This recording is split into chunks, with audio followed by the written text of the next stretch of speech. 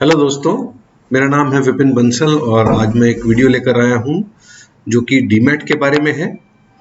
आइए देखते हैं कि डीमैट हमारे लिए क्यों ज़रूरी है, उसकी क्या नेचर है, क्या फीचर्स हैं, क्या बैकग्राउंड है और किस लिए खोलना चाहिए एक हमें डीमैट अकाउंट, किस किस को खोलना चाहिए। So let's start. Demat account basically helps investors hold shares and securities in an electronic form.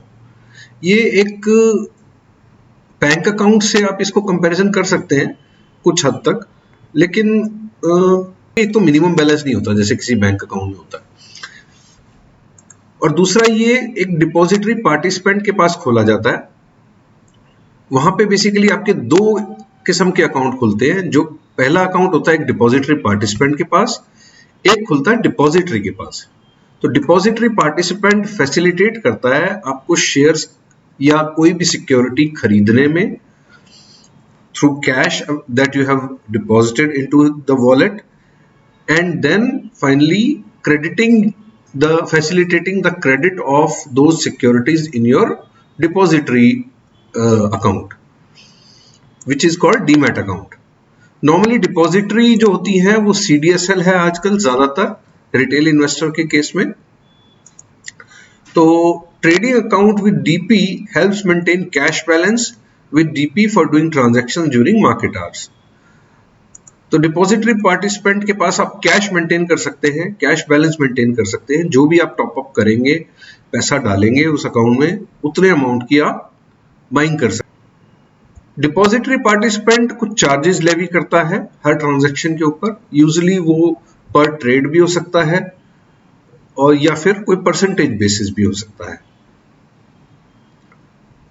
जैसा कि मैंने कहा, कोई मिनिमम बैलेंस नहीं है डीमैट अकाउंट में जैसे कि एक बैंक अकाउंट में होता है। अगर आप कोई भी ट्रांजैक्शन नहीं कर रहे हैं तो आपके ऊपर कोई चार्ज लेवी नहीं होगा। लेकिन मिनिमम बैलेंस बैंक के केस में आपको मिनिमम बैलेंस मेंटेन करना होता है। तो इसमें ऐसा कुछ नहीं है कि आपने डीमैट खोल लिया है तो आपको कुछ ना कुछ उसमें होल्ड करना ही पड़ेगा। नहीं, ऐसा कुछ नहीं है। आप अभी खोल के रख सकते हैं, बाद में आप जब भी चाहें तो उसमें ट्रेडिंग कर सकते हैं।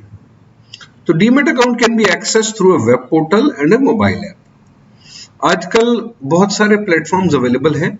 यूजुअली जो सबसे पॉपुलर प्लेटफॉर्म्स हैं, एक तो वेब पोर्टल, किसी भी वेबसाइट, उनकी वेबसाइट पे जाइए, अपना प्रोफाइल खोलिए यूजर आईडी पासवर्ड के थ्रू, और आप जो भी ट्रेडिंग करना चाहते हैं, खरीदना बेचना चाहते हैं, वो कर सकते हैं। और यही सारी सुविधाएं आपको मोबाइल ऐप में भी उपलब्ध। अब देखेंगे कि क्या क्या हम ट्रांजेक्शन्स कर सकते हैं, क्या क्या खरीद सकते हैं।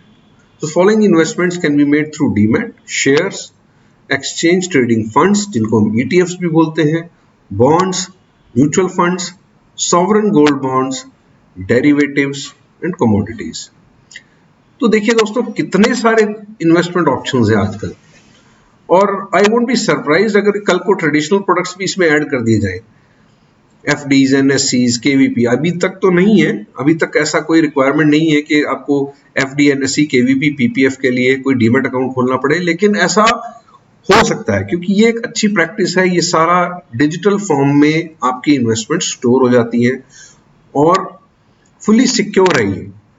इससे कॉन्फिडेंस बूस्ट होता है, कहीं ना कहीं रियल टाइम ट्रांजैक्शंस फैसिलिटेट करता है, रियल टाइम बेसिस पे ये ट्रांजैक्शंस को फैसिलिटेट करता है।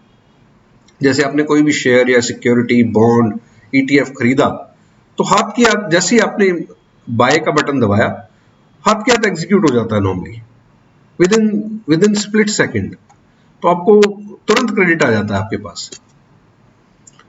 तो अब मैं दिखाना चाह रहा हूं कि कितना इजी हो गया है। जैसे आप पहले गोल्ड में इन्वेस्टमेंट करना चाहते थे तो फिजिकल गोल्ड खरीदते थे, उसको लॉकर में रखते थे।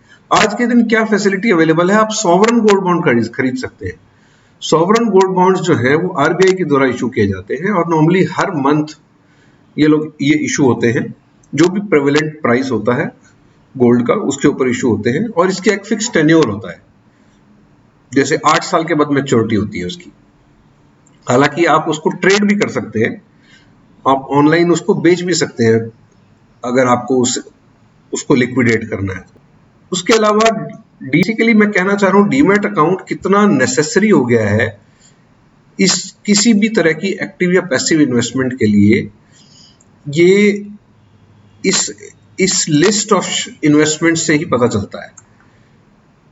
अगर आपके पास डीमैट नहीं है तो आपके लिए ये खरीदना बेचना बहुत मुश्किल हो जाएगा।